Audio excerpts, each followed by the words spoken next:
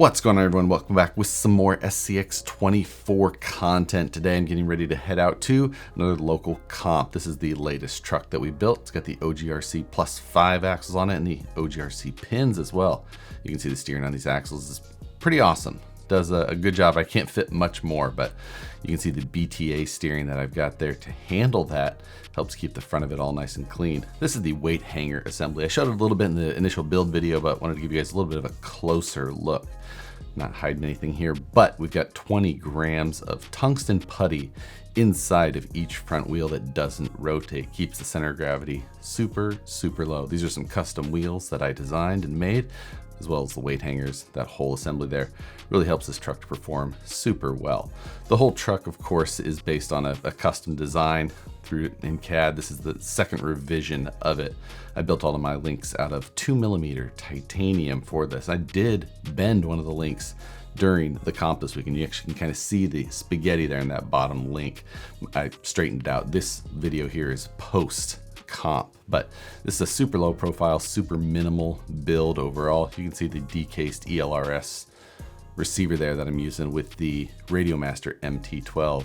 I've got the Reefs RC 179 micro, and the only change that I have made to the truck is this little 200 milliamp 3S battery pack from Hard Park RC. I had the 300 milliamp in there before, but got the new 200 milliamp in there just to cut a little bit more weight.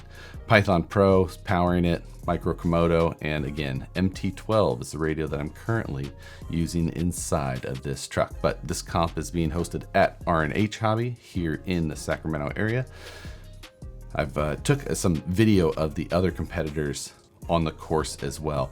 I really haven't done that before. It's a tight shop, so there's not a lot of room to get around and film people while they're running without getting in their way. So I was kind of sitting back in the corner and just taking a little bit of video here and there, showing some people at the, most of it is at this end of the course because that's the area that I was sitting during the runs, but I figure I'd give you guys a little bit of a look at some of the other competitors. I think we had 12 or 13 people at the comp this last weekend, so worked out. Nice turnout, a big variety of trucks, and I'll show you guys some of what was running there.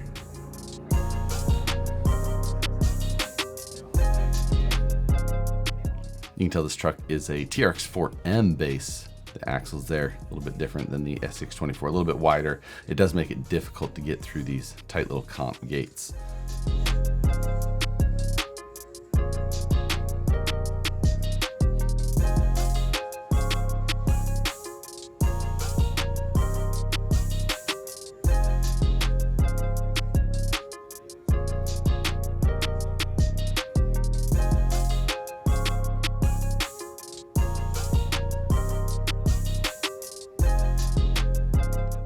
The comp courses here are 6 minutes long, and there's 10 gates in the course.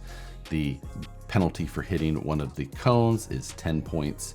If you have to take a rollover, it's 5 points. Rollovers in this case is when the judge actually has to grab the truck and reposition it or flip it back over. They generally reposition, they just count that as 5 points. You don't have to go back to the previous gate, it's just they kind of put it back wherever the judge sees fit. Nothing too serious there.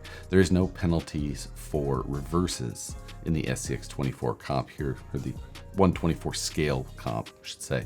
So keeps it a little bit more relaxed, a little bit easier going.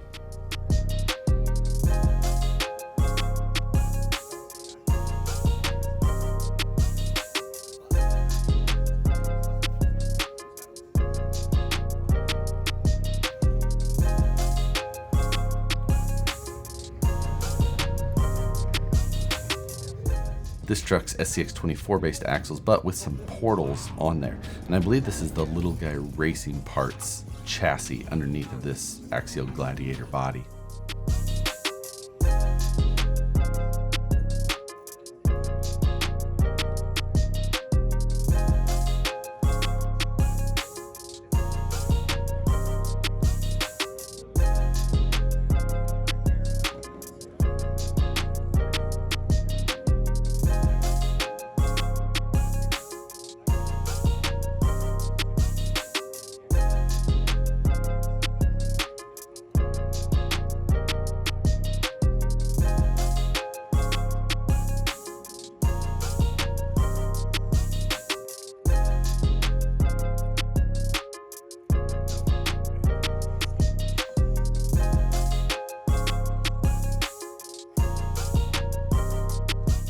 believe this is an FMS based vehicle with the little bit wider portal axles.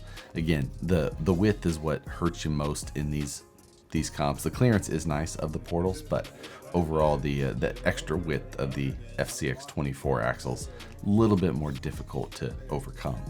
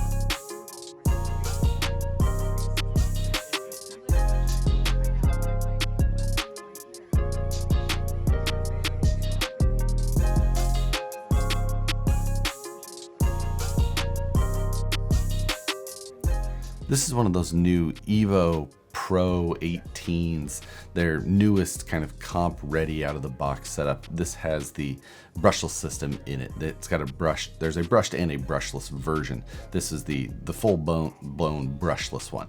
Now, this also has portals. It is a little bit larger than the other trucks.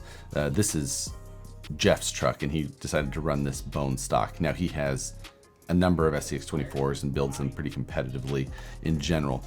This one he just wanted to give a shot in its stock configuration. It, again, being a little bit larger and just being stock out of the box with some, even though the brushless system is nice, the stock servo, things like that are nothing too crazy. So while it is a pretty decent truck, fun one to probably drive around, not something that I would probably look at as my competition base, at least not if you're kind of running in that SCX24 size range, as again, it's pretty large.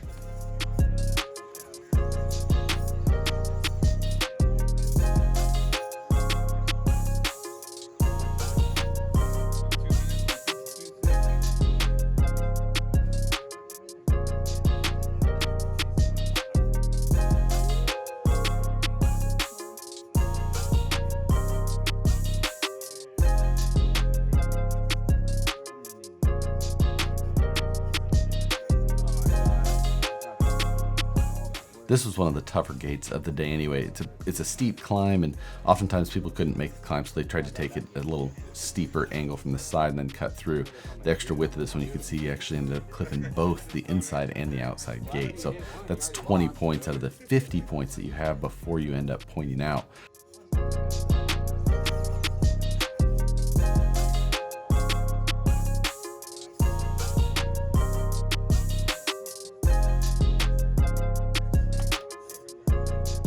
In the end, I can't remember if this truck pointed out or ended up timing out with a handful of points still left, but wasn't able to quite force this thing through the entire course.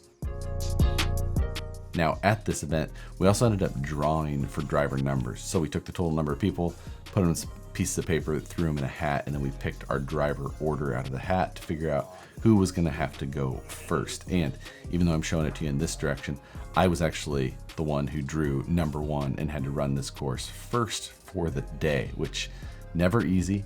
And it was a tough course, a great tough course. I always enjoyed the tougher courses, but we started out by tapping that inside gate. Now, since no one had gone yet, didn't necessarily know the best approach that was going to be for this. And this little transition here was actually really difficult and caught most people flipping off the table at least once. So trying to get this thing settled and traverse through that transition without flipping off the table was difficult, even though I did end up taking that one gate.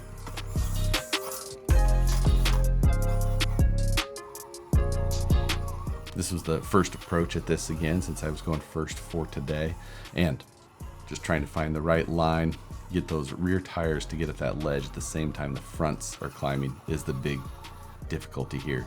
Of course, this whole course is man-made, and grip is pretty decent at times, but not always perfect, especially when it's areas where people are commonly driving. The edges of those lips get worn down pretty easily, but the truck ended up able to pull up that lip, and then it was just fighting to try and get the traction between the gates without sliding into either one. Downhill turn into gate 3. The transition here, not getting hung up on the belly, is the difficult part. I was trying to make sure I didn't end up putting a tire on top of that far side gate.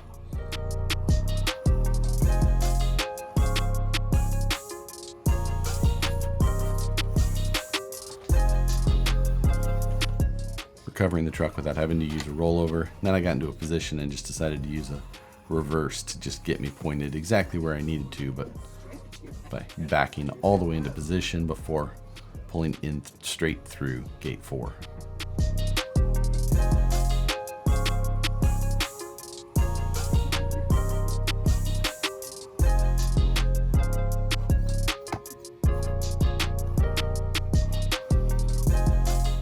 Taking a little bit of a back to make sure I get that rear tire down so it didn't reach up and touch that upper gate there.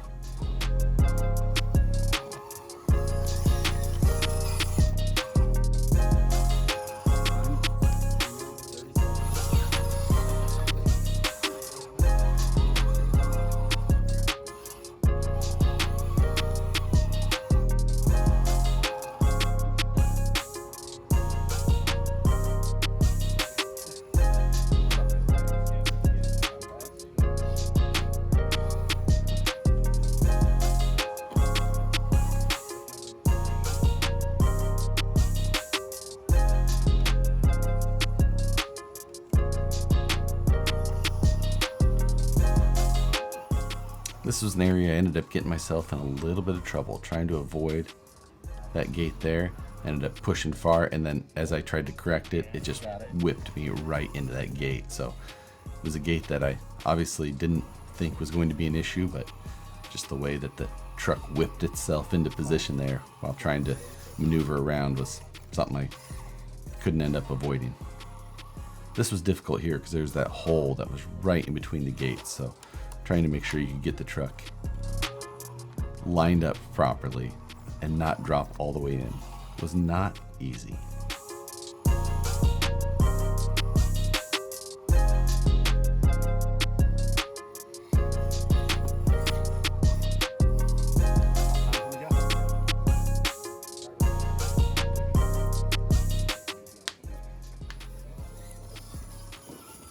Time? 10 minutes, 10 seconds. Pause. Going first, I couldn't tell what was going to be the best approach. We had a bonus gate that I took the approach at because I didn't know if everyone would have to do it, so that's kind of the penalty of having to go first. And as I was coming down, I clipped the bonus right there. So while I did progress it, it still ended up costing me 5 points because a bonus is only 5 and a gate is 10 points. So it was a losing battle, something that I would have had better points at if I didn't. But this was the hardest part of the course, traversing up this climb around this narrow little passage, trying to get past this knob.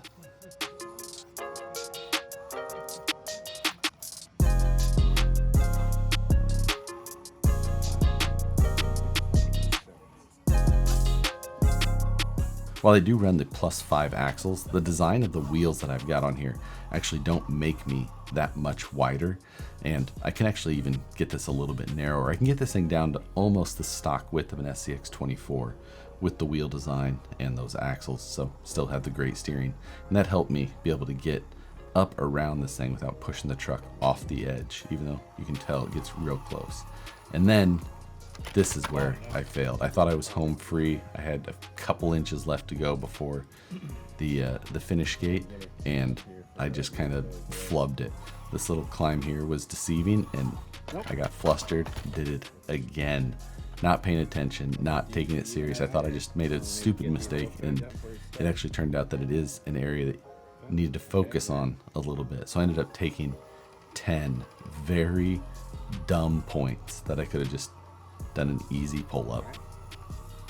But that was my run for the day. Fun little deal. Ended up second place for the day. Not too far out of first, but made some dumb mistakes. If you did enjoy it and you want to see more SCX24 content, hit the like button, subscribe if you're not already, hit the notification bell so you see the videos as soon as they get uploaded. As always, thanks again for watching, and we'll see you on the next one.